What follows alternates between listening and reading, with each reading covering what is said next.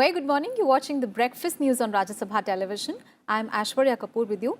Let us begin the news bulletin with the top headlines. Vice President Rajya Naidu to meet a Vietnamese Prime Minister on day 3 of his visit to pay tribute to late Vietnamese President Ho Chi Minh at his mausoleum. Will also interact with the beneficiaries of India's Jaipur Foot Artificial Limb Initiative in Hanoi.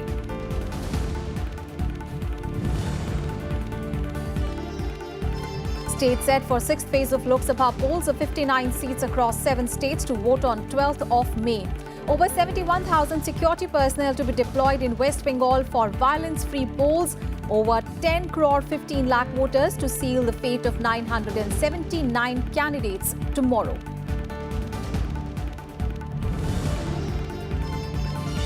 Prime Minister Narendra Modi to campaign in Uttar Pradesh today to address rallies in Robertganj and Ghazipur. Union Minister Manoj Sinha seeking re-election from Ghazipur Lok Sabha seat.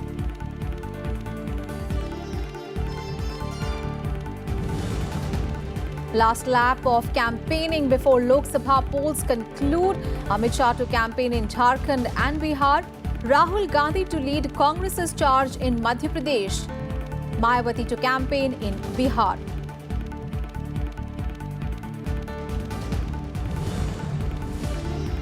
And US-China trade talks end without a deal. Talks between the two sides to continue. Trump orders raising tariffs on almost all imports from China, says removing tariffs depend on future negotiations. China says will retaliate.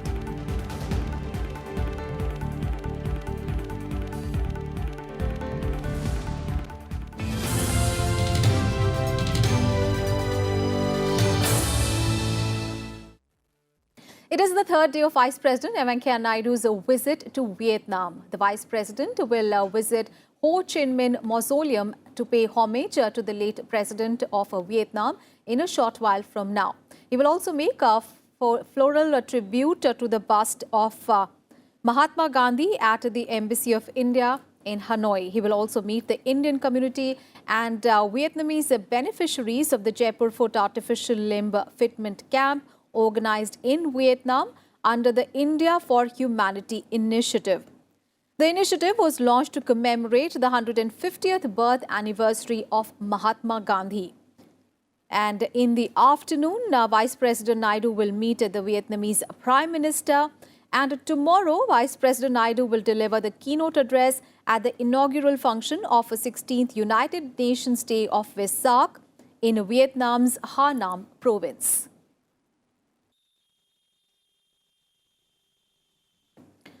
And Vice President Rajya Naidu also met the chairperson of National Assembly of Vietnam on Friday. Both leaders discussed topics related to mutual interests between India and Vietnam.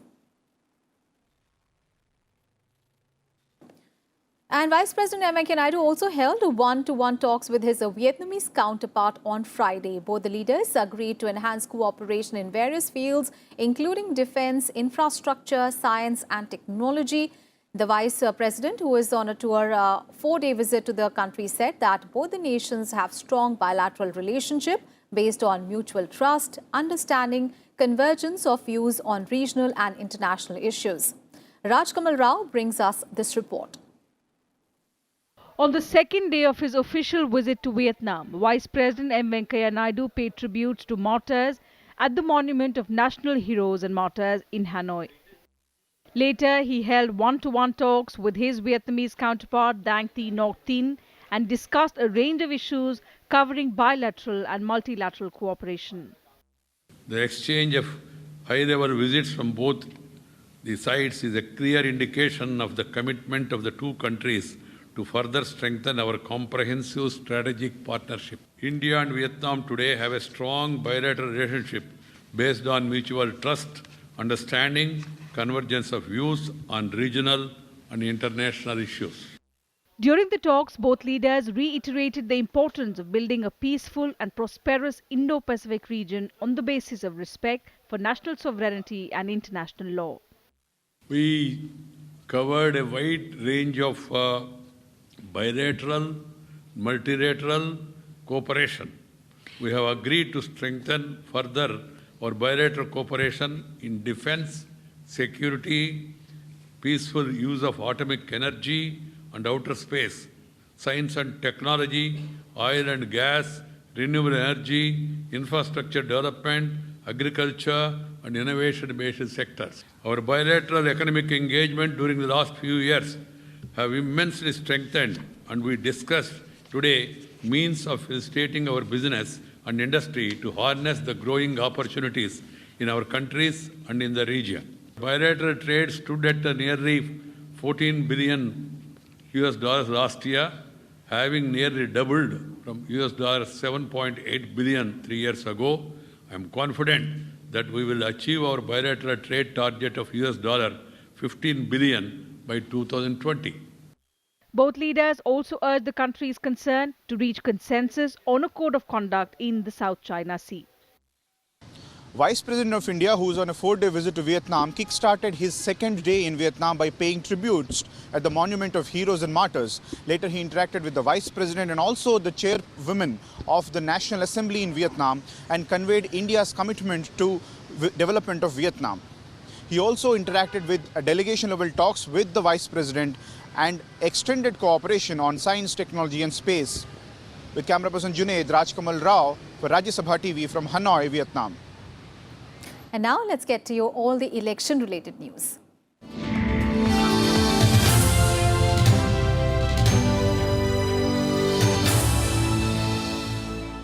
Polling for the 6th phase of elections will take place across the 59 seats in 7 states tomorrow. Polling for all the 10 seats in Haryana and 7 seats of Delhi.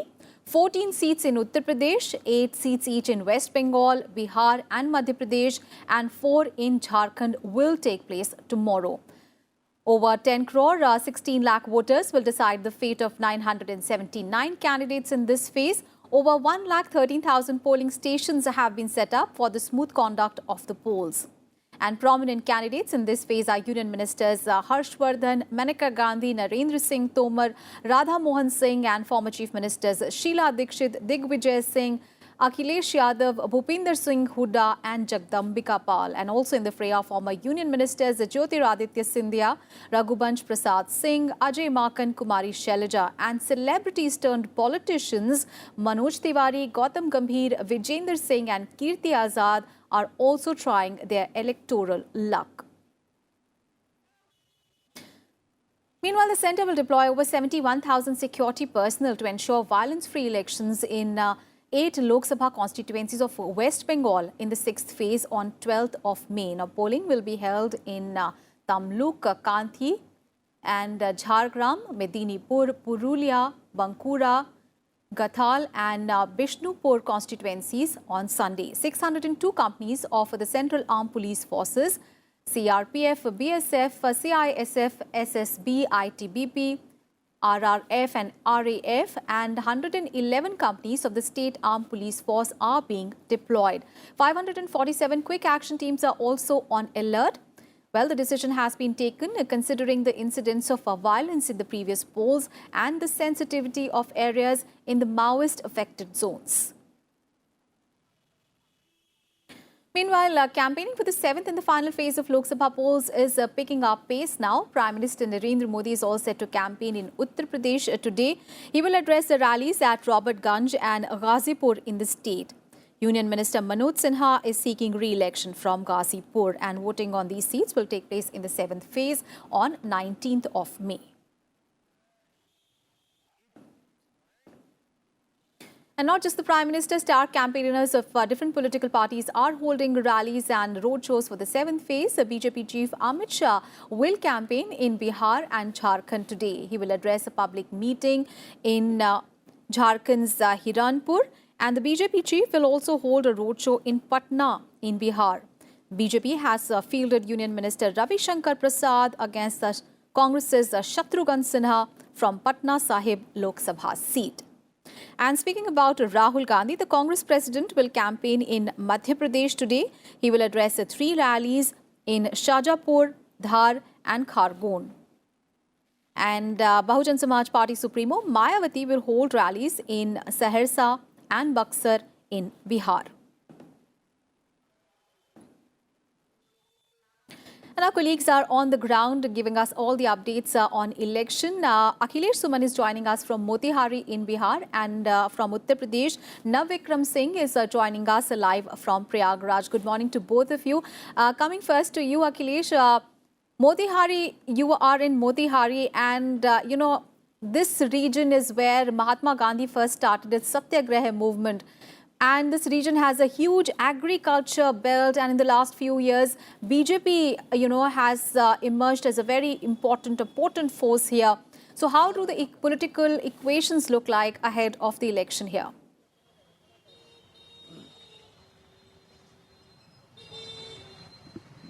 It's a very interesting area. One thing that it is close, to Nepal, and Raxaul border is there. And Raxaul border has been sealed yesterday at 7 p.m. in the evening, so no one can go across the border. The other thing, that the social equation in Motihari is quite interesting, and the social equations are changing here. In Motihari, Bhumihars are in large number. And, this time Akhilesh Kumar Singh's son Akash Kumar Singh is fighting on RLSP, and RLSP is a party of, Kushwahas. So, Bhumihar, Kushwaha and RJD is, known for Yadav and Muslims. So, this is Bhumihar, Kushwaha, Yadav and Muslim equations is strengthened here. And I think that is why, even being the first time candidate, Akash Kumar Singh, first timer, he has never joined politics earlier. And he is giving a very tough contest to Radha Mohan Singh. And Radha Mohan Singh is banking because he was Union Agriculture Minister. He has done some good work here. And also, Prime Minister Narendra Modi's, agenda of national security, development issues. There some infrastructural work has also been done in Motihari, like putting the pipelines, gas pipelines. These are all the things that is in the pipeline. Some institutes has also been open, like agriculture institutes have been open. So I think this is a very interesting fight in Motihari this time, that social engineering, adding one caste further, because Yadavs and Bhumihars were never known gelling to each other. But in this constituency, I think they are trying hard to jail each other, and that is why a new candidate is beyond any conflict. So yes. Mahagathbandhan is trying to create this situation, and that is giving a tough fight to Radha Mohan Singh. So it is fight between national issues, local issues, plus social engineering. And I think that tomorrow voter turnout will be better, because all social groups are quite active, they are quite assertive. And also I could see that people from different parts of the country, that this area is also area where people migrate in large number outside, and they are coming to vote. So I think you can understand that consciousness about voting is very strong here, and that is why I think that tomorrow it will be a very interesting day, that how we can see the scene at the polling booth. Absolutely. Very interesting contest there in Motihari in Bihar. And in fact, in Prayagraj also there is a very interesting contest. Navikram, of course, this constituency is also attracting a lot of attention because of the interesting fight here between BJP's Rita Bahuguna Joshi and Rajendra Pratap Singh of the SP-BSP alliance. And the Aam Aadmi Party has fielded a transgender candidate here. So tell us more.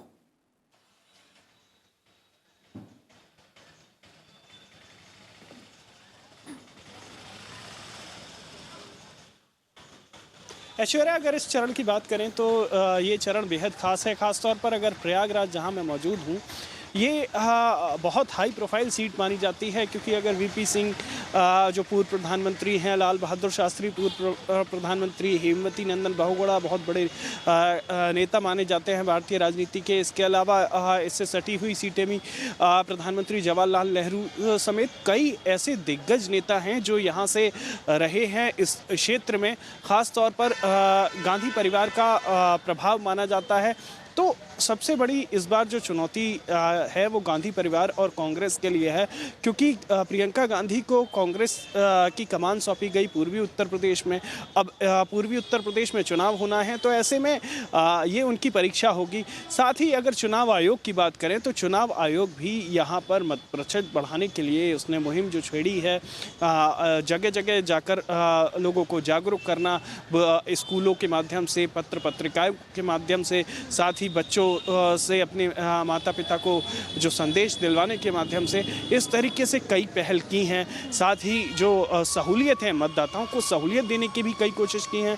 ऐसे में देखना ये दिलचस्प होगा कि मत प्रतिशत कितना बढ़ता है और ख़ास तौर पर इस जो लोकसभा क्षेत्र है इसका सियासी गणित तो बेहद अहम है ही, जिसके नतीजे हमें 23 मई को देखने को मिलेंगे। जी Aishwarya. Absolutely, very interesting contest to be seen tomorrow in all the constituencies that are going to polls tomorrow. Of course, 7 states and 59 seats are at stake. Thank you so much, Navikram and Akhilesh, for joining us and giving us all the updates from the ground on the election. And Prime Minister Narendra Modi on Friday led a fresh BJP offensive on the Congress over its leader Sam Pitroda's "so what" remarks on the 1984 anti-Sikh riots, now saying that it reflected the party's mindset. While campaigning in Haryana's Rohtak, PM Modi added that these words showed character, mentality and the intentions of the opposition party. हुआ तो हुआ। कल कांग्रेस के सबसे बड़े नेताओं में से एक ने चीख कर 84 के दंगों के बारे में कहा कि 84 का दंगा हुआ तो हुआ। आपको पता है ये नेता कौन है? ये नेता गांधी परिवार के सबसे करीबी है। गांधी परिवार के सारे लोग के साथ हर रोज उनका बैठना उठना है। ये नेता गांधी परिवार के सबसे बड़े राजदार है। ये नेता राजीव गांधी के बहुत अच्छे दोस्त और आज के जो कांग्रेस के नामदार अध्यक्ष हैं, उनके वो गुरु है। इन्होंने कल टीवी के सामने साफ साफ बोल दिया, अगर 84 में दंगा हुआ तो हुआ। Pitroda, a close aide of Rahul Gandhi and Congress leader, on Thursday said that so what, it happened about the anti-Sikh riots. He made the remark in response to a question on the riots by a reporter in Dharamshala in Himachal Pradesh. I don't think so. This is also another lie. बोल दिया ना, आप तो झूठ बोलते ही रहते हैं रोज यार। आज हमारे पे झूठ बोला, कल आप पे झूठ बोला और आप लोग झूठ प्रमोट करते रहते हैं। अब क्या है 84 का? बात तो करिए, आपने क्या किया 5 साल में, उसकी बात करिए।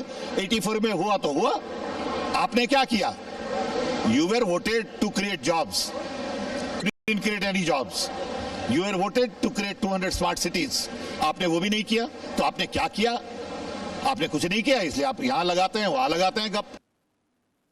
And Finance Minister Arun Jaitley also hit out at Sam Pitroda, saying that it is a matter of disgrace that the party had no remorse over the Sikh killings and wondered if Rahul Gandhi would oust his guru for those remarks. Meanwhile, Congress leader Pitroda has apologized for his remarks and said that his words were twisted. Now, Pitroda's apology came as the Congress distanced itself from the remarks, saying that his remark is not the opinion of the party, and also advised all its leaders to be careful and sensitive, stating that the Congress had strived to ensure justice for the 1984 riot victims. Congress's spokesperson Randeep Surjewala said that the party continued to support the quest for justice and stern punishment for those found guilty in the anti-Sikh riots.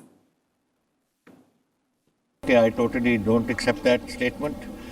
जो riots हुई, it is the duty of successive governments to find out किसने करवाई, कैसे की, कौन था इसके पीछे, and this must be found.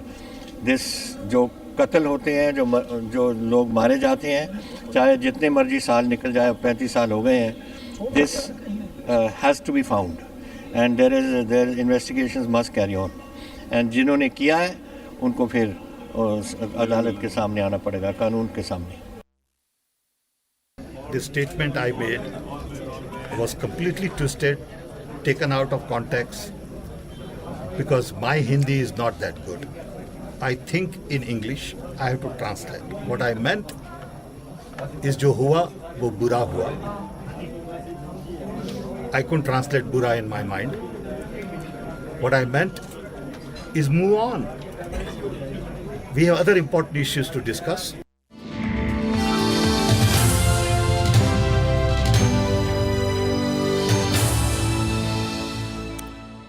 All right, let's get you some other news now. State Bank of India on Friday reduced its marginal cost of funds-based lending rate by 5 basis points across all the sectors, bringing down the home loan interest rate for its borrowers.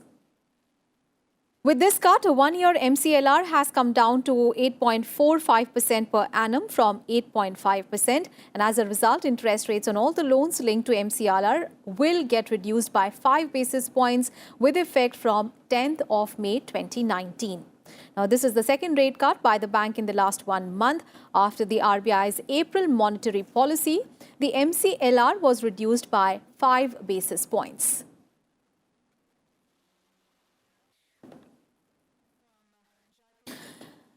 And Etihad Airways has submitted a financial bid for Jet Airways. The State Bank of India-led consortium of lenders said on Friday that it had received bids from Etihad Airways and from a few unsolicited parties to acquire stake in the grounded airline.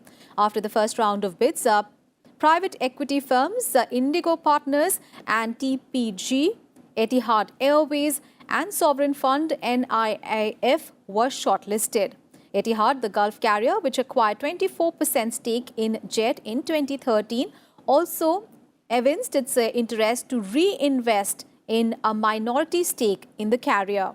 A consortium of 26 lenders, which now owns 51% of the airline, had invited expressions of interest between 8th and 12th of April and had received 4 preliminary bids. The lenders are offering a 31.2 to 75% stake in the company on a fully diluted basis.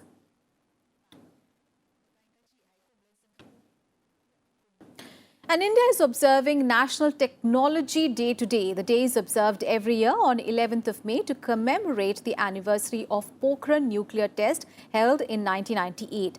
President Ramnath Kovind extended greetings to the scientific community. In a Twitter message, President Ramnath Kovind said that India is committed to using technology to accelerate the developmental process and ensure a dignified existence for every citizen. And Prime Minister Narendra Modi also wished the people on the National Technology Day. He said that India remembers with immense pride the accomplishment of our scientists on this day in 1998. He hoped that India will continue leveraging the process of technology for national progress.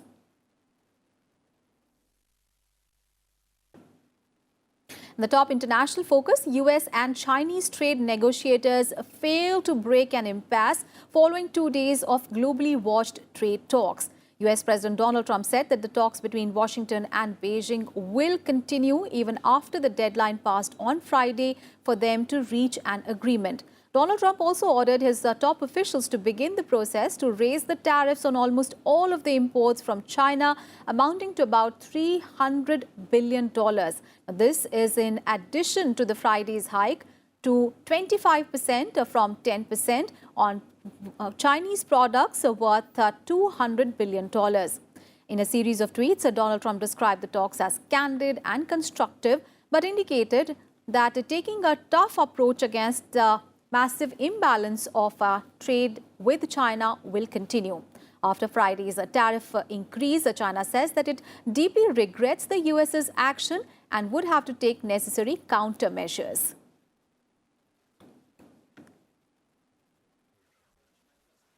And Vice President M. Venkaiah Naidu inaugurated the Jaipur Foot Artificial Limb Camp in Hanoi. He is currently addressing the event. Let's cut across live. Nguyen Van Thuong, Permanent Vice Chairman of Quang Ninh Province, Secretary to Vice President Sri Subbarao, Secretary East Minister of External Affairs Srimati Vijaya Thakur Singh, Indian Ambassador to Vietnam Sri Parvatneni Harish, senior officials from Department of Foreign Affairs, Health, Labour, War Invalid and Social Affairs from the Government of Vietnam and other officials. Distinguished guests, my dear sisters and brothers, It gives me immense pleasure to be with all you at this Embassy of India, Hanoi, for the inauguration of Jaipur Foot Artificial Limb Fitment Camp being held under the India for Humanity program in the context of 150th birth anniversary of the father of the nation, Sri Mahatma Gandhi. As per the Indian world view, the entire world is one large family. The following verse from the Ramayana, the ancient Indian epic written around 7th century BC, encapsulates this universal vision. Ayam nija paroveti ganana lagucheta ram uddara chirita namtu वसुदैक कुटुंबकम. पूरा दुनिया एक परिवार है, ये हमारा भारतीय भावना है. The entire world is one family. That is the philosophy of India. The only narrow-minded categorize people as our own and others. For those who have a large heart, the entire world is just a large family. That is the philosophy of India. One corollary of this view, which follows from the concept of the whole world being seen as one family, is the attitude of empathy, of sharing and caring, of a sharp focus on alleviating the agony of fellow human beings. Share and care is the core of Indian philosophy. Mahatma Gandhi's life is an eloquent expression of this attitude and value system. As he himself had said, I quote, "The best way to find yourself is to lose yourself in the service of others." This vision of service of humanism and transforming noble thoughts to tangible action has inspired many generations of world leaders. It is the same vision that Lord Buddha has given to the world 2,500 years ago. That noble vision provides the springboard for the initiative India for Humanity. For this, the Government of India has selected one of the great scientific innovations emerging out of the India, which has transformed and continues to transform the numerous lives, namely Jaipur Foot. It's an initiative, I can say it's a great initiative, that provides to the differently abled persons a sense of freedom and a mobility, a sense of dignity and ability to live life fully. Bhagavan Mahavir Vikalang Sahayata Samiti, the world's largest non-profit organization for fitment of artificial limbs. They have been doing a remarkable job within India, across the globe. I have been to a number of their camps, even earlier as minister, and we worked together at a number of places. What is remarkable is that they provide these services completely free of charge. The iconic Jaipur Foot is lighter than all other artificial limbs and has transformed the lives of thousands of people and helped them lead a life of dignity, become productive members of the community. This partnership between our government and Mahavir Vikalang Samiti is a partnership of love, affection.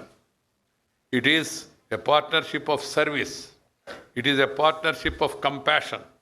It's a partnership to honor the life of one of the great human beings of our generation, Sri Mahatma Gandhi. It was Mahatma Gandhi who said, I quote, "I am enduring to see God through service of humanity.